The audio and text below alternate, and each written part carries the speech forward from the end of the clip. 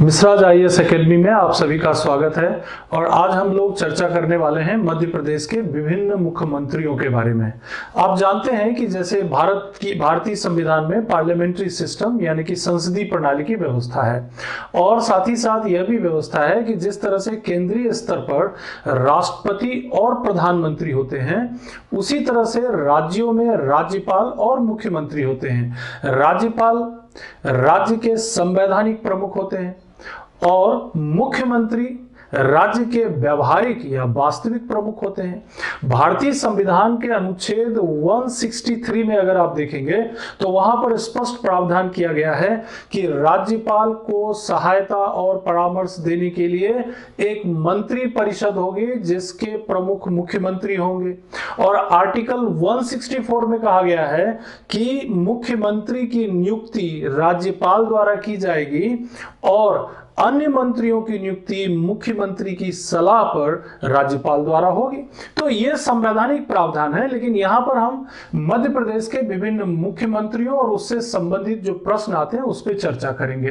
देखिए, मध्य प्रदेश के पहले मुख्यमंत्री हैं श्री रविशंकर शुक्ला जी। श्री रविशंकर शुक्ला जी 1 नवंबर 1956 यानी कि जब मध्य प्रदेश का गठन हुआ तब से लेकर के 31 दिसंबर 1956 तक मुख्यमंत्री रहे।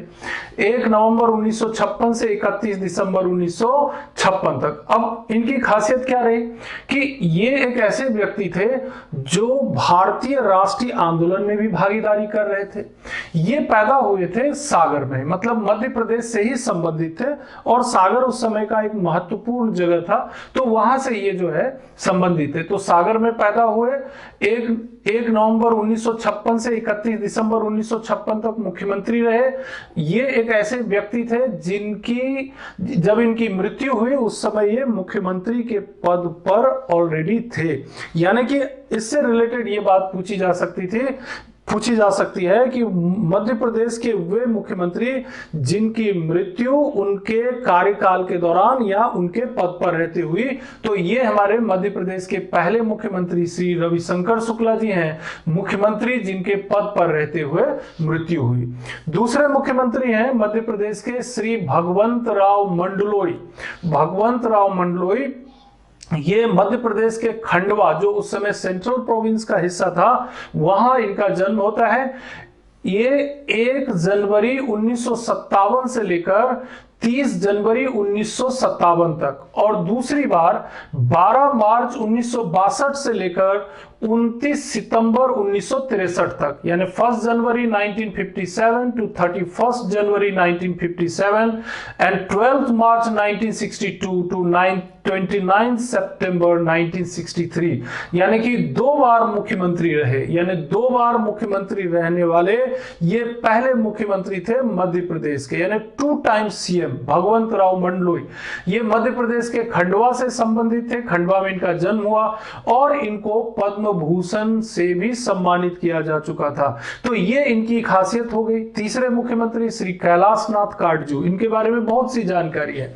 ये मध्य प्रदेश के जावरा स्टेट था उस समय, रतलाम में पैदा हुए थे। Born in Ratlam, the Jaora state in that time. इनकी ये जो मुख्यमंत्री रहे, तो देखिए इनका कार्यकाल है 31 जनवरी 1957 से 14 अप्रैल 1957 तक, और दूसरी बार 15 अप्रैल 1957 से 11 मार्च 1962 तक। तो ये भी 2 बार सीएम रहे। 57 यानी कि जनवरी 57 टू अप्रैल 1957 तक, और 15 अप्रैल यानी 15 अप्रैल 1957 से मार्च 1962 तक। तो ये 2 इनका कार्यकाल हो गया। इनकी खासियत क्या थी कि ये वकालत में प्रवीण थे, काफी दक्ष थे, और इन्होंने जो हमारा बहुत प्रसिद्ध एक मामला आया था इंडियन नेशनल आर्मी का, आजाद हिंद फौज का, जिस पर कि उन पर बहुत लाल किला केस कहते हैं उसको, लाल किला मामला था। तो उसमें उनके ऊपर लाल किला में उनकी सुनवाई हो रही थी, तो केस चल रहा था। तो कई वकीलों ने, कई उस समय के क्रांतिकारी भी थे, स्वतंत्रता आंदोलन के बहुत जबरदस्त लोग थे और वकील भी थे, उन सब लोगों ने इनका केस लड़ा। जैसे भूला भाई देसाई, आसफ अली, जवाहरलाल नेहरू, तेज बहादुर सप्रू और कैलाश नाथ काटजू, जिनकी हम चर्चा कर रहे हैं यहाँ पर, कैलाश नाथ काटजू और एक व्यक्ति एच.एल. वर्मा, इन सब ने केस लड़ा और उसमें हमारे ये जो मुख्यमंत्री जी हैं श्री कैलाश नाथ काटजू, वो भी उसमें एक बड़े प्रमुख वकील थे, एडवोकेट थे। तो इन्होंने ये तो एक बड़ा काम किया ही, साथ ही साथ 1933 में एक मेरठ कॉन्स्पिरेसी हुई थी, मेरठ कॉन्स्पिरेसी, उसमें भी बहुत सारे हमारे क्रांतिकारी फंसे हुए थे। और वो जो मामला था जिस मेरठ कॉन्स्पिरेसी, वो एक रेलवे में जो है रेलवे के अंतर्गत जो कुछ लूटपाट की कॉन्स्पिरेसी का मामला था, तो उस मामले के लिए भी इन्होंने अपनी सेवाएं दी, यानी कि उनके लिए लड़ा और उन्हें जो है काफी हद तक बचाया भी।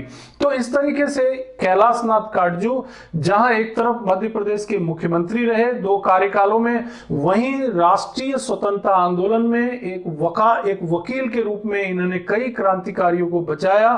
साथ ही साथ ये जो है कई किताबों के लेखक भी रहे हैं।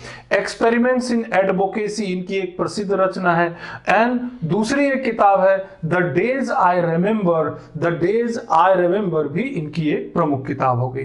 तो कैलाश नाथ काटजू के बारे में जानकारी। इसके बाद देखते हैं डीपी मिश्रा जी, द्वारिका प्रसाद मिश्रा जी। इनका कार्यकाल देखिए, ये 30 सितंबर 1963 से 8 मार्च 1967 तक, और दूसरा कार्यकाल रहता है 9 मार्च 1967 से 29 जुलाई 1967 के बीच, यानी कि 30 सितंबर 1963 टू 8 मार्च 1967 एंड 9 मार्च 1967 टू 29 जुलाई 1967। ये जो है पहले मुख्यमंत्री हैं जो कि मध्य प्रदेश के बाहर पैदा होते हैं, यानी कि उन्नाव में पैदा हुए, और उन्नाव जो जगह है वो यूपी में है। ये उन्नाव जो है ये उत्तर प्रदेश का एक जिला है और यहां पर ये पैदा होते हैं, और इसीलिए कह सकते हैं कि मध्य प्रदेश के मुख्यमंत्रियों में जो सबसे पहले व्यक्ति जो मध्य प्रदेश के बाहर पैदा हुए, उनका नाम है द्वारका प्रसाद मिश्र। इनकी खासियत यह है कि ये संविधान सभा के सदस्य भी थे, कॉन्स्टिट्यूएंट असेंबली के मेंबर होना बहुत बड़ी बात थी उस समय, तो संविधान सभा के सदस्य भी थे। और इन्होंने कुछ किताबें भी लिखी, जैसे इंडियाज मार्च टू फ्रीडम, इन्होंने अपने अनुभव से ये किताब लिखी, इंडियाज मार्च टू फ्रीडम। और एक बहुत प्रसिद्ध काव्य जैसी किताब है, उसका नाम है कृष्णायन। कृष्णायन, कृष्णायन के लेखक भी जो है वो द्वारका प्रसाद मिश्र हैं। तो जहां एक तरफ मध्य प्रदेश के मुख्यमंत्री हैं, वहीं दूसरी तरफ संविधान सभा के सदस्य भी रहे, वहीं कई महत्वपूर्ण किताबों के लेखक भी रहे। ये एक महत्वपूर्ण बात हो जाती है डीपी मिश्रा जी के बारे में। फिर इसके बाद चलते हैं हम 5वें नंबर पर श्री गोविंद नारायण सिंह। गोविंद नारायण सिंह का जो मुख्यमंत्रित्व काल है ये है 30 जुलाई 1967 से 12 मार्च 1969 के बीच, यानी कि 30 जुलाई 1967 टू 12 मार्च 1969। ये जो है ये रामपुर बघेलन जगह है सतना में, सतना डिस्ट्रिक्ट में, वहां पर ये पैदा हुए। और ये जो है ये इनके बारे में ये है क्रम की इनके समय में इन्हें कुछ समय के लिए कांग्रेस पार्टी से कुछ कारणवश बाहर भी कर दिया गया था। तो गोविंद नारायण सिंह वो पहले व्यक्ति हैं जो थे तो कांग्रेसी, लेकिन कुछ कारणवश इन्हें कांग्रेस पार्टी से बाहर कर दिया गया। तो इन्होंने एक नया दल बना लिया जिसका नाम था लोक सेवक दल, लोक सेवक दल। और साथ ही साथ उस समय एक इन्होंने और भी पार्टियों को मिला करके एक संयुक्त विधायक दल बनाया था। उस संयुक्त विधायक दल के मुख्यमंत्री के रूप में भी इन्होंने कुछ समय तक काम किया।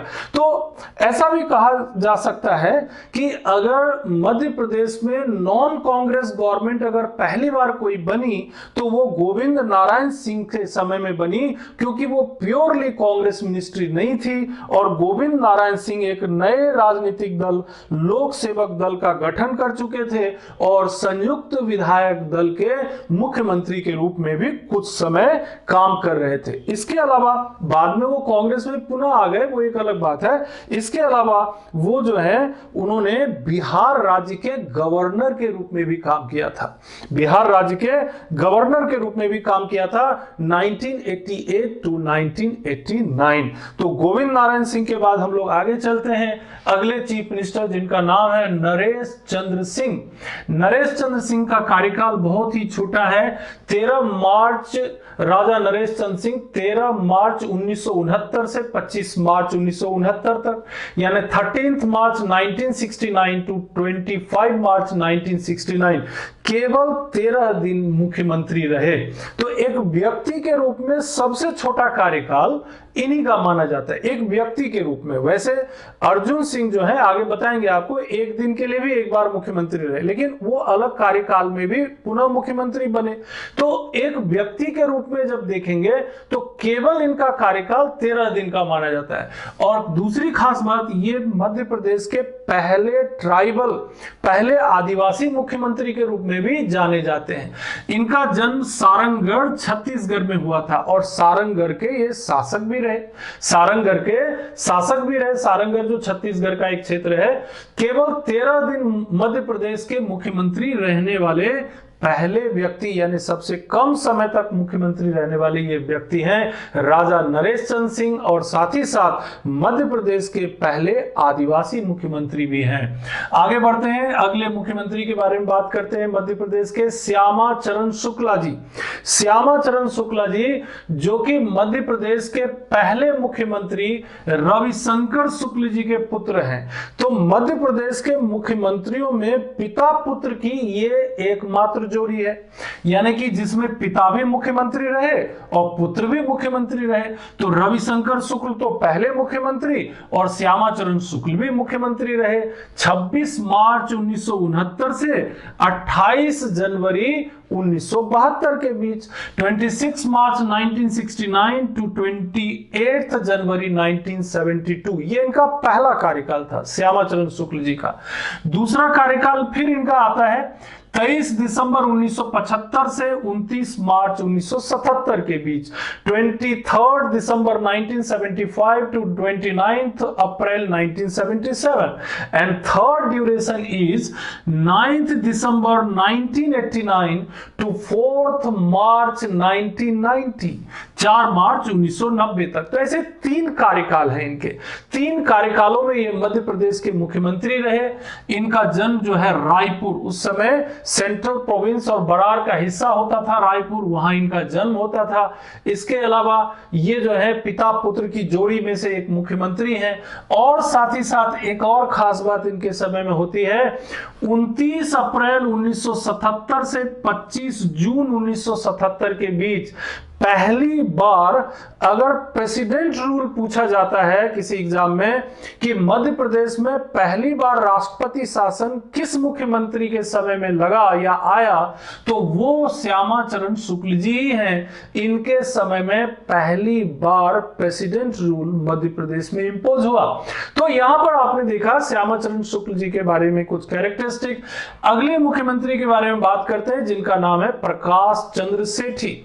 प्रकाश चंद्र सेठी जो है ये मध्य प्रदेश के बाहर पैदा होते हैं, झालरपाटन राजस्थान की एक जगह है जहां इनका जन्म, लेकिन मध्य प्रदेश में 29 जनवरी 1972, 29 जनवरी 1972 से 22 मार्च 1972, 22 मार्च 1972 तक, और दूसरे कार्यकाल में 23 मार्च 1972 से 22 दिसंबर 1975 तक ये मुख्यमंत्री रहते हैं।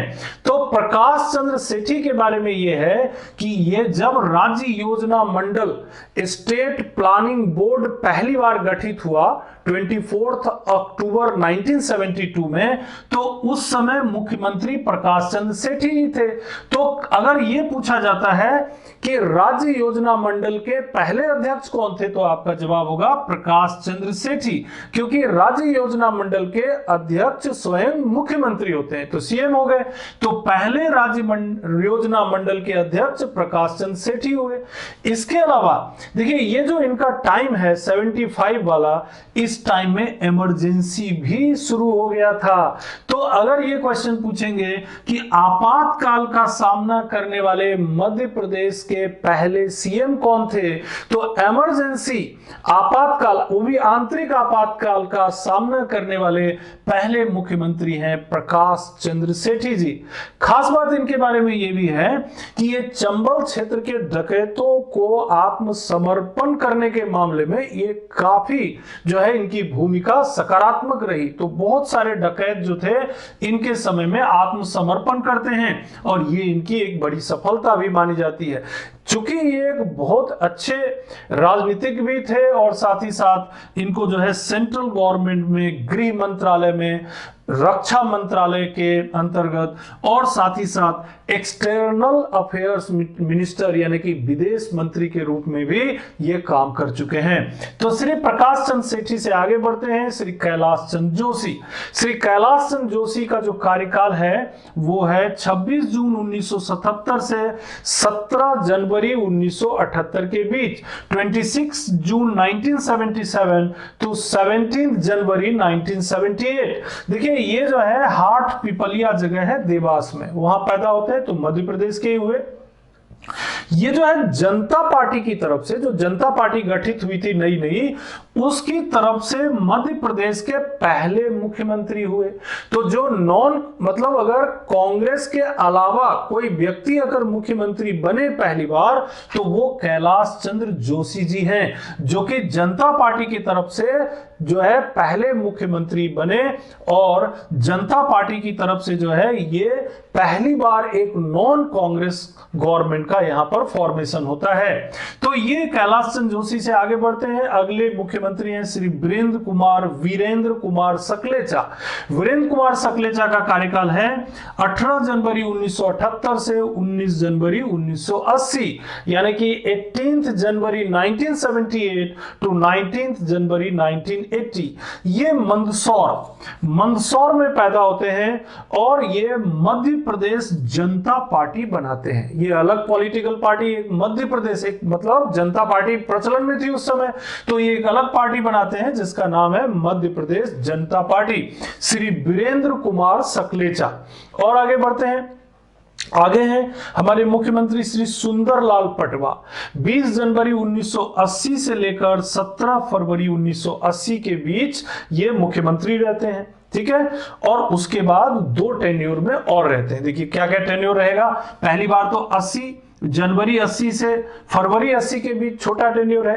फिर अगली बार बनते हैं 5 मार्च 1990 से लेकर 15 दिसंबर 1992 के बीच, है ना। 5 मार्च 1990 से लेकर 15 दिसंबर 1992 के बीच। और फिर एक बार सीएम का पद देखते हैं, ये 16 दिसंबर 1992 से लेकर 6 दिसंबर 1993 के बीच। इनके कार्यकाल की क्या खासियत है कि ये इनके समय में दूसरी बार राष्ट्रपति शासन लगता है। 1980 में जब ये सीएम बनते हैं तो प्रेसिडेंट रूल इंपोज हो जाता है और तीसरी बार भी राष्ट्रपति शासन इनके समय में लग जाता है। और तीसरी बार राष्ट्रपति शासन जब लगता है वो कारण रहता है जो पता है आपको, बाबरी मस्जिद विध्वंस के कारण एक बार फिर इनके समय में राष्ट्रपति शासन मध्य प्रदेश में लग जाता है। तो मध्य प्रदेश में 3 बार राष्ट्रपति शासन इंपोज हुआ है, जिसमें से पहली बार जो राष्ट्रपति शासन लगा, first time president rule impose हुआ, वो श्यामाचरण शुक्ल के समय में। और दूसरी और तीसरी बार जो प्रेसिडेंट रूल का सामना करना पड़ा वो सुंदरलाल पटवा जी के समय में, ठीक है। ये वो व्यक्ति हैं, मुख्यमंत्री रहे हैं मध्य प्रदेश के, जिनको 2017 में 2017 में पद्म विभूषण से भी सम्मानित किया गया है। आगे देखते हैं, हमारे अगले मुख्यमंत्री हैं श्री अर्जुन सिंह जी। अर्जुन सिंह जी का कार्यकाल देख लीजिए, 9 जून 1980 से 10 मार्च 1985 के बीच। ये इनका पहला कार्यकाल हो गया। दूसरा कार्यकाल इनका आता है 24 फरवरी 1988 से 24 जनवरी 1989 के बीच। और उसके बाद एक दिन का कार्यकाल रहता है, 11 मार्च 1985 से 12 मार्च 1985, यानी कि आप इस क्रम में देखेंगे ये 80 से 80 यानी कि जून 80 से मार्च 85 तक। फिर ये एक दिन के लिए रहेंगे, 11 मार्च 85 से 12 मार्च 85, यानी केवल एक दिन के लिए मुख्यमंत्री अर्जुन सिंह रहे हैं, एक दिन के लिए। और 14 फरवरी 1988 1988 से और 24/1/1989 तक भी ये मुख्यमंत्री रहे। तो इस तरह से 3 अलग अलग कार्यकाल हो गया। और लेकिन एक दिन के लिए अगर मुख्यमंत्री बोलेंगे तो अर्जुन सिंह जी हैं, और 13 दिन के लिए अगर मुख्यमंत्री बोलेंगे तो राजा नरेश चंद्र सिंह जी हैं, है ना। फिर आगे देखते हैं, देखिए ये जो हमारे मुख्यमंत्री अर्जुन सिंह जी, ये ह्यूमन रिसोर्स मिनिस्टर के रूप में काफी सारा काम किया उन्होंने केंद्र सरकार में। पंजाब के जब ये राज्यपाल थे उस समय पंजाब में इन्होंने शांति वार्ता करा करके और काफी सारा वहां पर पीस प्रोग्राम वगैरह शुरू किया। इसके अलावा भोपाल गैस कांड जो है ये इनके कार्यकाल के दौरान ही हुआ था, क्योंकि वो 2-3 दिसंबर 1984 में हुआ था, 2 3 दिसंबर 1984। और देखिए ये इन्हीं का कार्यकाल रहा होगा 9/6/1980 टू 10 मार्च 1985। तो अगर ऐसा क्वेश्चन आ जाता है कि भोपाल गैस कांड के समय में मध्य प्रदेश के मुख्यमंत्री कौन थे, तो वो थे हमारे अर्जुन सिंह जी। फिर आते हैं श्री मोतीलाल वोरा जी के बारे में। देखिए ये 13 मार्च 1985 से 13 फरवरी 1988 तक एक कार्यकाल तो ये हो गया, और दूसरा कार्यकाल 25/1/1989 से 8 दिसंबर 1989 तक भी ये मुख्यमंत्री रहते हैं। ये भी मध्य प्रदेश के बाहर पैदा होने वाले मुख्यमंत्री हैं। ये मध्य प्रदेश के बाहर पैदा होते हैं, नागीर नामक जगह है राजस्थान में। श्री मोतीलाल वोरा जी मध्य प्रदेश के बाहर नौगीर जो राजस्थान में एक जगह है वहां पैदा हुए, और यूपी के ये गवर्नर भी रहे, उत्तर प्रदेश के गवर्नर रहे कई सालों तक। इसके अलावा केंद्र में स्वास्थ्य मंत्री के रूप में भी काम कर चुके थे, और कांग्रेस पार्टी के बहुत लंबे समय तक ये ट्रेजरर यानी कोषाध्यक्ष के रूप में भी काम कर चुके हैं। फिर आते हैं हमारे दिग्विजय सिंह जी। श्री दिग्विजय सिंह जो कि देखिए ये इनका कार्यकाल है, पहला कार्यकाल 7/12/1993 से 1/12/1998 तक, 7 दिसंबर 1993 टू 1 दिसंबर 1998। और दूसरा कार्यकाल है 1 दिसंबर 1998 टू 8 दिसंबर 2003। तो इस तरह से इनका ये 2 कार्यकाल है। इंदौर में ये पैदा हुए, उस समय होलकर स्टेट का हिस्सा हुआ करता था इंदौर, होलकर स्टेट। इन्होंने की पढ़ाई जो है वो वहां पर GSITS से इन्होंने जो है इंजीनियरिंग की पढ़ाई की है, तो काफी एजुकेटेड चीफ मिनिस्टर है मध्य प्रदेश के। अच्छा, इनके समय में एक बड़ी चीज लागू हुई मध्य प्रदेश में। आज जो पंचायती राज है ना, जो कि बहुत अच्छा उदाहरण माना जाता है पूरे देश में, पंचायती राज लागू करने के मामले में मध्य प्रदेश अग्रणी रहा है। तो ये दिग्विजय सिंह जी ने ही उस समय ये पहले CM हैं जिन्होंने पूरे देश में पंचायती राज व्यवस्था को लागू किया, और 1994 में पंचायती राज व्यवस्था को लागू करने में मध्य प्रदेश को अग्रणी राज्य बना दिया। तो ये एक जो है बहुत महत्वपूर्ण इनके बारे में क्रेडिट है। फिर आते हैं श्रीमती उमा भारती जी। उमा भारती जी जो है ये इनका छोटा कार्यकाल है, लेकिन 8 दिसंबर 2003 से 23 अगस्त 2004 के बीच है, 8 दिसंबर 2003 टू 23 अगस्त 2004। ये पैदा हुई टीकमगढ़ में, सी बॉर्न इन टीकमगढ़ MP में ही पैदा हुए। मध्य प्रदेश में जो पंच जौ अभियान का कार्यक्रम है, तो कभी क्वेश्चन आ सकता है पंच जौ के लिए कौन जानी जाती हैं या कौन मुख्यमंत्री जाने जाते हैं। तो देखिए ये पंच जौ है, इन्होंने महत्व दिया जल, जमीन, जंगल, जन और जानवर, यानी कि पर्यावरण की भी रक्षा करनी है और साथ ही साथ जो है लोगों का विकास भी करना है। तो वन, पर्यावरण, जल, जमीन, जंगल, जानवर और जन, तो ये एक नया कॉन्सेप्ट इन्होंने लाया, उमा भारती जी के समय में आता है। लेकिन बाद में किसी कारणवश वो भारतीय जनता पार्टी से अलग हुई और मध्य प्रदेश जनशक्ति पार्टी का भी गठन किया, और इस तरह से ये मध्य प्रदेश की पहली महिला मुख्यमंत्री भी है। मध्य प्रदेश की पहली महिला मुख्यमंत्री 8 दिसंबर 2003 से 23/8/2004 तक मुख्यमंत्री रही, और ये मध्य प्रदेश की पहली महिला मुख्यमंत्री के रूप में जानी जाती हैं। अगले मुख्यमंत्री हैं श्री बाबूलाल गौर जी, जो कि 23 अगस्त 2004 से 29 नवंबर 2005 तक मुख्यमंत्री रहे। ये जो है मध्य प्रदेश के बाहर जो है पैदा होते हैं, और प्रतापगढ़ डिस्ट्रिक्ट में ये जगह पड़ता है, वहां पर ये पैदा होते हैं। ठीक है, प्रतापगढ़ जिले में है ना, ये छोड़ दीजिए आप, ये नाम थोड़ा कंफ्यूजिंग हो रहा है। तो ये प्रतापगढ़ जिले में ये पैदा होते हैं। ये इन्होंने छोटे कार्यकाल में मध्य प्रदेश में खासकर भोपाल जिले और इसके आसपास के क्षेत्रों में डेवलपमेंट के काम के लिए जाने जाते हैं ये, और सड़कों के ऊपर जो बहुत सारा जो अतिक्रमण वगैरह हो जाता है उसको ठीक करवाने में इनकी बड़ी भूमिका थी, इसीलिए इनको बुलडोजर सीएम के नाम से भी जाना जाता है। तो he is known as bulldozer CM of MP. अगले मुख्यमंत्री हैं हमारे शिवराज सिंह चौहान जी, जो काफी सबसे ज्यादा लंबे समय तक के लिए मुख्यमंत्री हैं और वर्तमान में भी मुख्यमंत्री हैं। तो इनका कार्यकाल देख लीजिए आप, 29 नवंबर 2005 से 12 दिसंबर 2008 तक, फिर 12 दिसंबर 2008 से 13 दिसंबर 2013 तक, फिर 14 दिसंबर 2013 से 16 दिसंबर 2018 तक। तो 16 दिसंबर 2018 के बाद ये होता है कि थोड़े समय के लिए कमलनाथ जी, कांग्रेस पार्टी की सरकार आती है, और 17/12/2018 से 22 मार्च 2020 तक कमलनाथ जी मुख्यमंत्री रहते हैं। फिर कुछ राजनीतिक उथल पुथल के बाद एक बार पुनः श्री शिवराज सिंह चौहान जी मध्य प्रदेश के पुनः एक बार मुख्यमंत्री बन जाते हैं, और 23 मार्च 2020 से लेकर वर्तमान में भी श्री शिवराज सिंह चौहान जी मध्य प्रदेश का नेतृत्व कर रहे हैं, मध्य प्रदेश को एक बेहतर नेतृत्व देने का प्रयास कर रहे हैं। इस तरह से कहा जा सकता है कि मध्य प्रदेश के सबसे लंबे समय तक जो सीएम रहे वो शिवराज सिंह चौहान जी हैं। ये इनका जन्म जैत, सीहोर के जैत जगह है, वहां पर सीहोर जिले के जैत नामक जगह पर हुआ, और ये खुद एक फिलॉसफी यानी दर्शन शास्त्र के बहुत ही अच्छे छात्र माने जाते हैं। लोकसभा के सदस्य 1991 से विदिशा का इन्होंने नेतृत्व किया था, तो लोकसभा के सदस्य के रूप में भी इन्होंने बहुत अच्छी भूमिका यानी संसद में राज्य की बहुत अच्छा प्रतिनिधित्व इन्होंने किया। तो ये भी शिवराज सिंह चौहान साहब के जो है इनके क्रेडिट में जाता है।